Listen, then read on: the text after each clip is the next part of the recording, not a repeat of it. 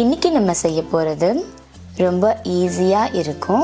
Out side சிப்ஸை விட இன்னும் கிறிஸ்பியாக இருக்கும்.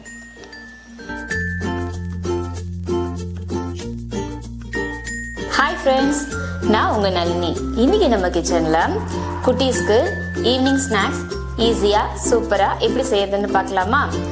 ஒன்ஸ் டேஸ்ட் பண்ணிங்கன்னா நெக்ஸ்ட் டைம் பவுலர் தேடி வருவீங்க. வாங்க வீடியோக்குள்ளே போகலாம். ஃபஸ்ட்டு 3 மீடியம் உருளைக்கிழங்க வேக வச்சு தோல் உரிச்சு எடுத்துக்கோங்க.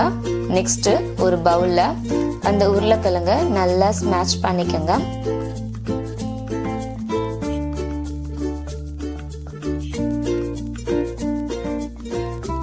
அதில் 1 ஸ்பூன் காஷ்மீரி மிளகாய் தூள், 2 டேபிள் ஸ்பூன் ரவை, 2 டேபிள் ஸ்பூன் அரிசி மாவு, 2 டேபிள் ஸ்பூன் கார்ன்ஃப்ளவர் மாவு, தேவையான அளவு உப்பு, அப்புறம் கொஞ்சமாக சாப் பண்ண கருவேப்பிலை கொத்தமல்லியை சேர்த்து நல்லா மிக்ஸ் பண்ணிக்கலாம்.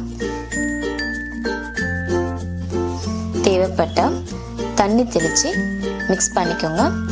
நல்லா கையில் ரோல் பண்ணி எடுத்து வச்சுக்கோங்க.